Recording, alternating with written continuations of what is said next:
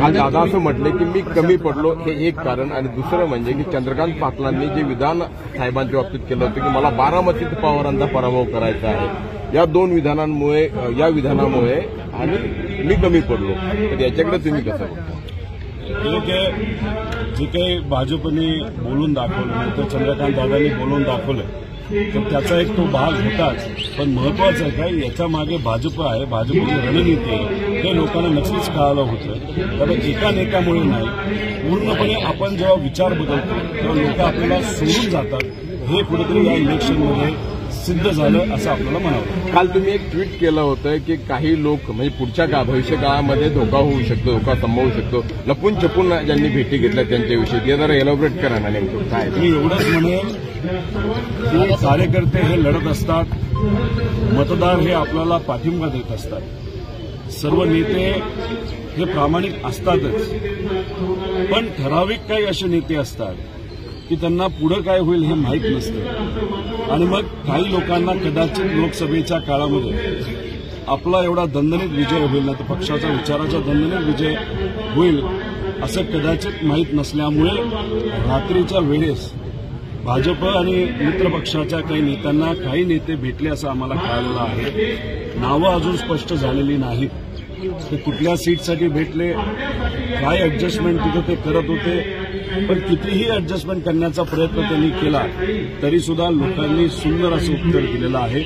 मी त्या ट्विटच्या माध्यमातून एवढंच म्हणालो की कष्ट करणारे कार्यकर्ते असतात, मतदान देणारे हे नागरिक असतात, पण सोयीचं राजकारण जर कुठला नेता करत असेल तर ते खपून घेतलं जाणार नाही, घेऊ नये असं माझ्यासारख्या कार्यकर्त्याला वाटतं.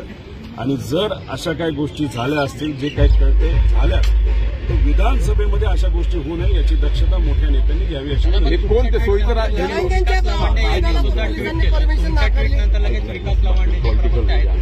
त्यांनी पण ट्विट केलं शिंदे आणि रोहित पवार यांना राज्य पातळीवर पक्ष संघटनेमध्ये मोठी संधी द्या. इनडायरेक्टली हे सगळं जयंत पाटील यांच्याकडे रोष जातं असं नाही.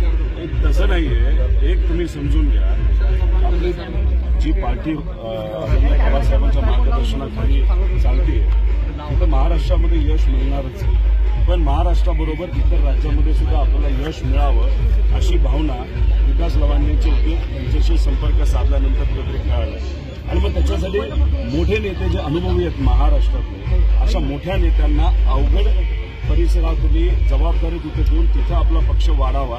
आणि महाराष्ट्र सुद्धा हा केंद्रात जी आपलं कार्यकारी असते त्याच्या अंडरच आपला महाराष्ट्र तिथे येतो असं त्यांचं मत होतं. आणि मग नवीन काही चेहऱ्यांना जबाबदारी द्यावी. आणि माझं व्यक्तिगत मला जर तुम्ही विचारलं प्रदेश वगैरे याच्यात काही मी इच्छुक नाही, पण नक्कीच जबाबदारी घेण्यामध्ये मी इच्छुक आहे. कारण का अनेक कार्यकर्ते पदाधिकारी हे भेटत असतात, अपेक्षा घेऊन भेटत असतात. आतापर्यंत गेल्या 5-6 वर्षामध्ये मला पक्षाचं कुठलंही पद तिथं नाही घेतलं नव्हतं, आणि याच्या पुढे ते जर मिळालं आणि ते पवार साहेबांनी दिलं तर नक्कीच त्याचं स्वागत करेल. पण प्रदेश अध्यक्ष हे पद माझ्यासारख्या कार्यकर्त्याला नको. माझ्याकडे असं एखादं पद जर पक्षाने दिलं ज्याच्यामध्ये मला युवांना न्याय देता येईल, वेगळ्या फ्रंटलला न्याय देता येईल, तर नक्कीच ते आवडेल असं कार्यकर्ता म्हणून मी सांगतो.